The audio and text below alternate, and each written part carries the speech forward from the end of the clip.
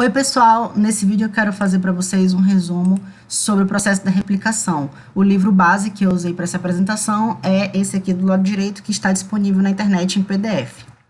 A replicação é um processo semiconservativo e foi percebido por Mazelson e Stahl através de experimentos. A replicação semiconservativa significa dizer que, se eu tenho aqui uma dupla fita de DNA, uma fita dessa será conservada, a gente pode ver aqui embaixo, né? E uma nova fita aqui em azul será sintetizada a partir da fita parental, né? Ou seja, eu vou ter moléculas de DNA contendo uma fita parental e uma fita recém-sintetizada. Esse é o processo semiconservativo.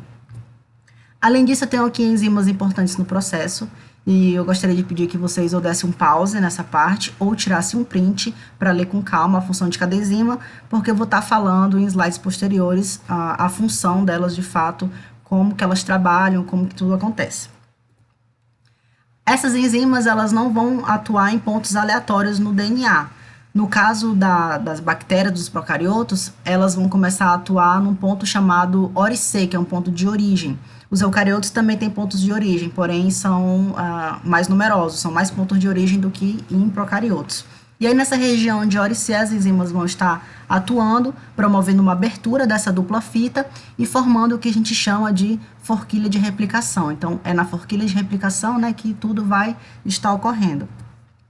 Aqui, agora, com um pouco mais de calma, eu vou estar mostrando para vocês a função, né, o papel de cada uma das enzimas durante o processo de replicação, que é o processo que visa obter uma síntese de moléculas de DNA a partir de um DNA molde. Então, a gente pode observar aqui em azul um pouco mais escuro, uma fita de DNA parental. Aqui embaixo também a outra fita de DNA parental, pois é um DNA dupla fita, né? Aqui a gente pode observar que essas fitas ainda estão unidas. E para começar a replicação é necessário que essas fitas se separem, ou seja, ocorra a desnaturação. Quem faz a separação dessa dupla fita é uma enzima chamada helicase. E aí, posteriormente, né, essas fitas elas têm uma tendência a voltarem a se unir e existe proteína chamada SSB, que são essas em cinza, que evita que essas duas moléculas aqui, né, essas duas fitas, voltem a se ligar. Além disso, não está aparecendo nessa imagem, mas nós temos uma enzima chamada topoisomerase, do tipo girase, que evita o enrolamento desse DNA durante o processo de síntese, pois o DNA, né, em bactérias, por exemplo, ele tem um super enrolamento. Além disso, a enzima principal do processo é a DNA polimerase 3, né? Eu estou falando aqui, esse exemplo aqui é de bactéria, mas é bem semelhante com eucariotos. A DNA polimerase 3 é a enzima que vai fazer a colocação dos nucleotídeos aqui na nova fita. Entretanto, a DNA polimerase 3 não tem capacidade de iniciar essa síntese por conta própria, sozinha. Ela precisa de um iniciador, que não está mostrando nessa imagem, mas é o mesmo desse aqui em vermelho aqui embaixo. Quem coloca esses iniciadores é a primase, que é um tipo de RNA polimerase. Então, a primase coloca o iniciador e a DNA polimerase 3 começa a colocar os nucleotídeos. Por quê? Porque a primase, quando ela coloca o iniciador, vai ficar uma região de hidroxila livre aqui. E só com essa hidroxila livre é que a DNA polimerase 3 consegue fazer essa extensão. Depois é necessário tirar esses primers, né? Quem vai retirar esses primers é a DNA polimerase 1. E no lugar desses primers, a DNA polimerase 1 vai estar colocando aqui os nucleotídeos.